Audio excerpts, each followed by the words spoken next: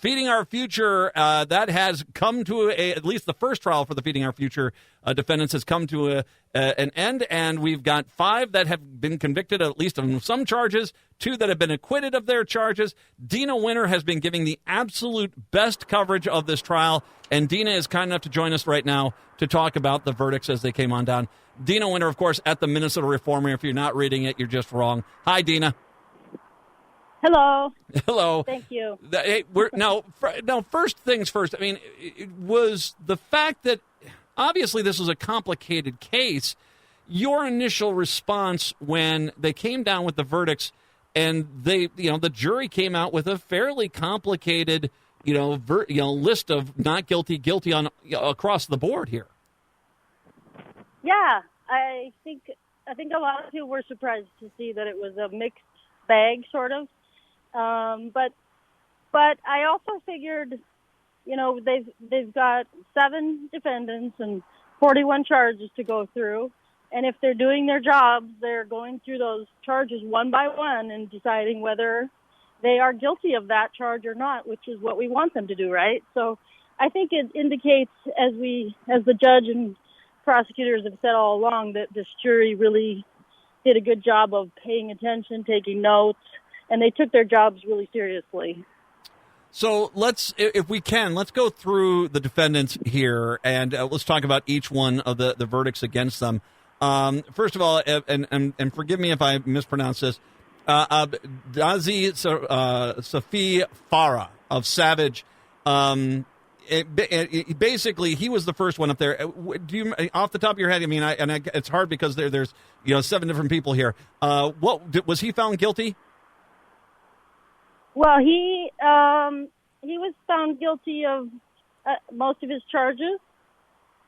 I don't have any of the stuff in front of my face right now, but he was one of the ringleaders, I think they said, and he's also the one whose home was raided this week in connection with that investigation of the bribery of a juror allegation. And we'll get to that, by the way. We'll get to that as well here in a little bit. From your Twitter feed, it sounds like the wire fraud charge, and this is, I think, in multiple of the defendants' cases, that's the one that did not resonate with the jury. Wire fraud, yeah, that's what I've seen some other people saying, and I'm not sure why that doesn't resonate, other than, because they brought these witnesses to come in all the way from like Google and banks from out of state to say, just basically to say, is your bank located out of state? And so that's wire fraud. So, yeah. I'm not sure quite why that charge didn't resonate very much. Well, and it should be noted that he was convicted on 6 counts of wire fraud. Now, this is Farah, rather. He 1 count of conspiracy to commit a fraud, conspiracy to commit federal programs bribery, 2 counts of federal programs bribery, 11 counts of money laundering, making false statements in a passport application, 1 count of conspiracy to commit money laundering. He was acquitted of one of the charges on wire fraud there. It basically, and it sounds like his Empire Cuisine and Market was kind of one of the front organizations for this Feeding Our Future fraud that happened. Yeah, they're sort of at the crux of the case. This little halal market in Shakopee, based in a strip mall, just a tiny little restaurant with a few booths. Yeah. There, I used to be an editor of the Shakopee Valley News, so the editor, and so, but this all happened after I left. So I guess maybe we should keep our reporters. Now Shakopee Valley News no longer exists. So this is why it's very important to have reporters in all these small towns. Maybe we would have heard about it. We put a superintendent away 6 months after doing stories about him stealing money in Shakopee. So anyway, that's just my little pitch for journalists. You're spot on. You're absolutely spot on. And I do thank the world for you and the Minnesota Reformer and a few other outlets out there, because frankly, I got to be honest with you, Deena, your coverage of this was the best in town. You were the only one that was really kind of giving play-by-play of what was happening in this trial, and I can't tell you how much of a benefit that was. The Mohammed Jama Ismail of Savage, he was the other co-owner of the of the Empire Cuisine and Market. He was convicted on one count of conspiracy to commit a wire fraud and acquitted of another count of conspiracy to commit wire fraud. He was convicted of money laundering and conspiring to money launder. Not as much. So I kind of get the impression that the jury, or at least maybe even the Fed's presentation in this case, was looking more at his partner as the ringleader as opposed to Ismail, even though he was convicted of some things, not nearly the litany of convictions that his partner had. Yeah, Mohammed, he was more questionable. I wasn't sure because he wasn't as flashy about, he didn't go out and buy a bunch of big things. And I believe he was still in the same house he'd been living in. I think he might have paid off part of a mortgage. I'm going off memory now. But he was, his attorneys tried to paint him more as this family guy, family man, businessman. But then other defendants were just out there like building mansions and taking trips overseas and stuff. He was not nearly as flashy. So I thought, but there was some money that moved. So. We actually had a discussion about this on the air. If these guys would have, instead of buying lakefront property on Prior Lake, if they would have bought, say, like a moderate home in Robbinsdale, would have anyone noticed them doing this? I don't know if they would have. They got so reckless with their spending, it became obvious something was going on. Yeah, and I mean, so some of my friends tell me that they were people. I don't know about these guys, but people were all over social media, like flaunting their new cars and stuff, and it's like, and none of that actually really came up in this trial. But I frankly don't know how it went on as long as it did, if they were doing that. Mm-hmm. But yeah, I also am surprised they didn't just take the money and go to a country where you can't be extradited. Yeah, but they just put down roots here, bought houses and bought cars and that doesn't make sense to me either. It's a nice place to live. It's a nice. You can't beat Minnesota, even with the fraud. Abdamaji Mohammed Noor, he was a 20-year-old out of Shakopee, convicted on 4 counts of wire fraud, 1 count of conspiracy to commit wire fraud, 4 counts of money laundering, 1 count of conspiracy to money launder. He was acquitted on 3 counts of money laundering. I mean, it sounds like Noor was an individual that clearly had, for lack of a better way to say it, some level of organization within this fraud that was going on. Yeah, he is a really young guy. He was like 20, I think, when this started, when he got involved. He was like a track star at a high school in the cities. I mean, a very young kid, and his sister got involved too, it looks like, through him. Also very young. And, but, yeah, he was definitely involved. No. From all the evidence. So, but it's too bad because some of them really tried to make it look like they didn't know there was anything wrong with what was going on, or it was his dream job. I remember his lawyer saying that he just thought this was his big lucky break, and it's like, I don't know. Here's the one that really raised an eyebrow, and it comes back because of something you wrote in an earlier article this week. Saeed Shafi Farah. Now, this is the brother of the other Farah that was involved in this. He was found he was acquitted of all 8 charges of wire fraud, bribery, and money laundering.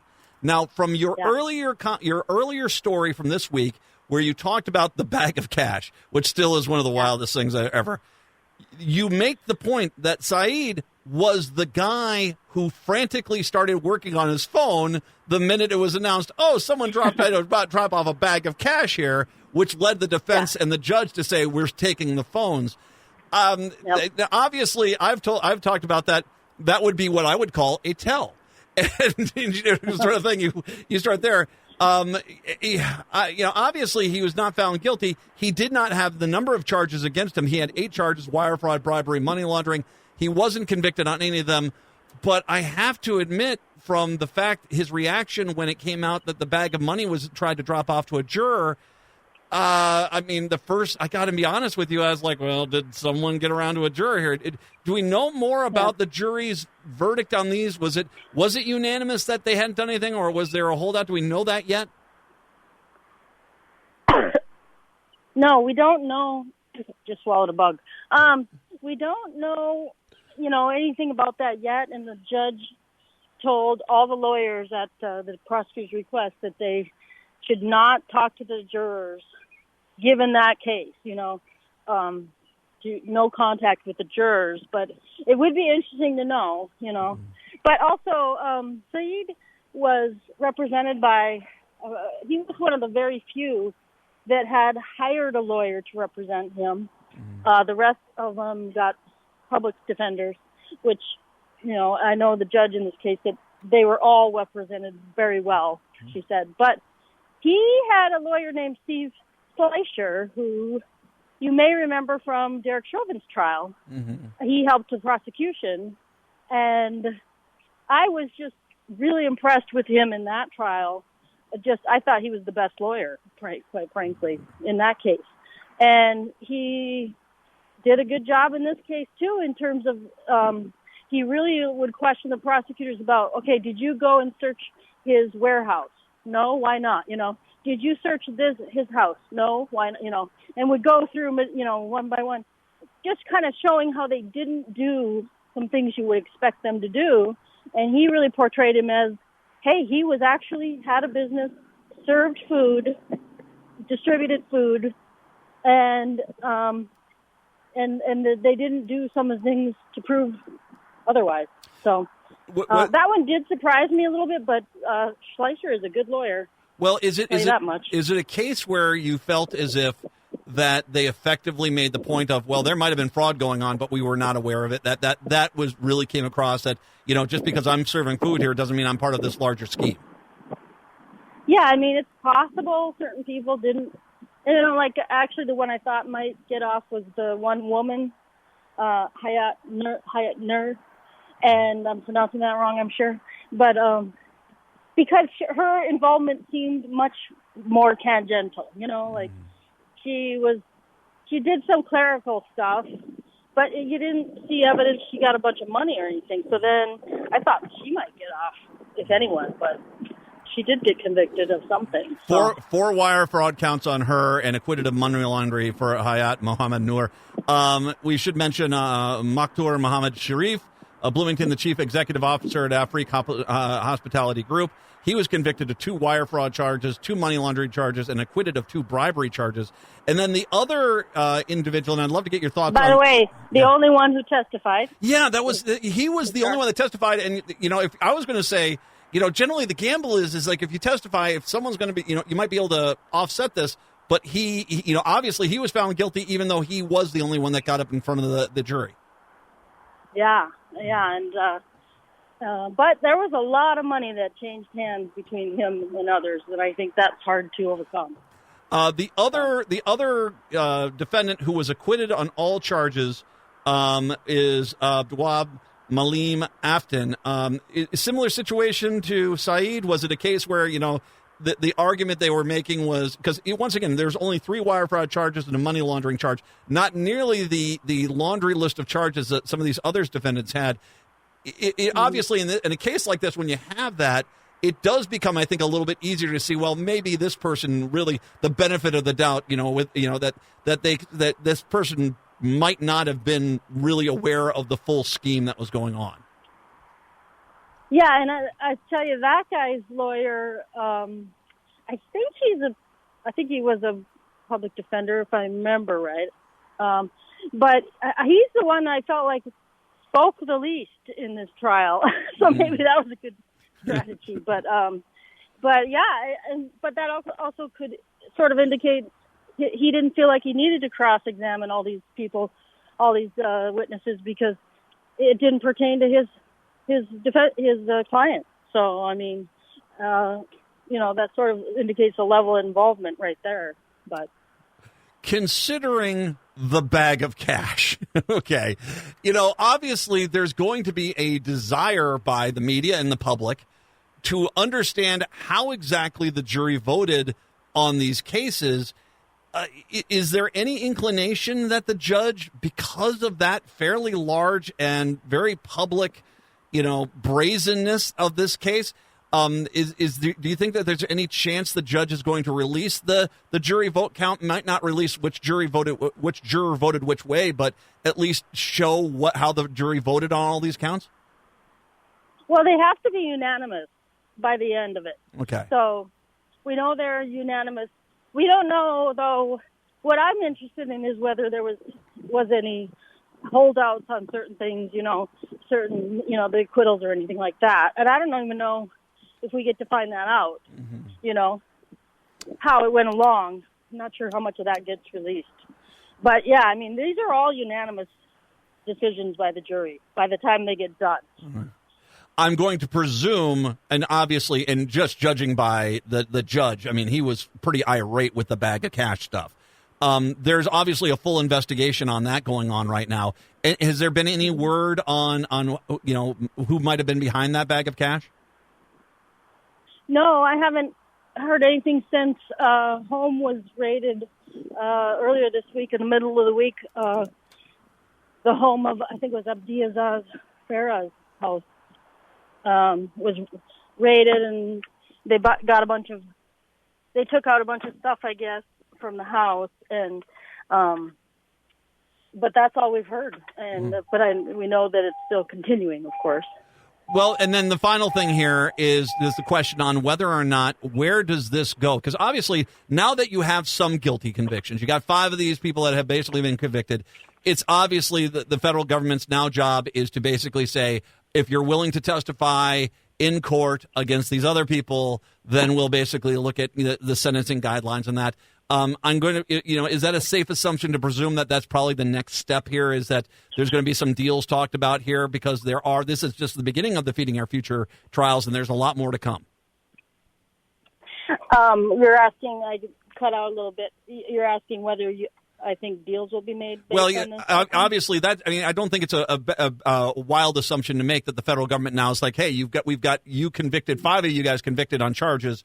What are you willing to tell us in regards to, and we'll make recommendations at sentencing of this. I mean, obviously, that's how when you get a large conspiracy like this, that's how you get the cards to fall. Yeah, I don't know. I suppose that's possible that they could try that. I'm not sure if it's too late for them to decide they want to cooperate, though. But I think the bigger question is, how is it going to affect the rest of the defendants? There were 70 charged initially, and we know not everybody has been charged that was involved. So I wonder how this outcome affects what they decide to do. The conventional wisdom is that they'll look at this and maybe some people plead guilty, or they think, 2 out of 7, I'll try my chance. I'll try those odds. Those are good enough odds. I mean, that's what will be interesting to see. I'm not going to ask you if you got a bag of cash. I will just say this: you deserve a bag of cash, because your coverage of this trial has been outstanding. I really am. My first choice was to have you on the air. I am so glad you had some time today. Thank you very much for chatting with us today, and thank you very much for this great coverage that you did for Minnesota Reformer. Well, thank you. I don't know that it was the best, but I definitely did my best. Well, and I've said this, and I'll say it again. You're the best damn journalist in this town right now, hands down. And it's a pleasure to chat with you every time I get the chance. Thank you, Deena. Well, thank you so much. Deena Winter from the Minnesota Reformer. Obviously a big news day there. We got other things, too, that are breaking. We'll get to that in a little bit. Let's take a break. Come on back. It's the Matt McNeil Show right here on AM 950.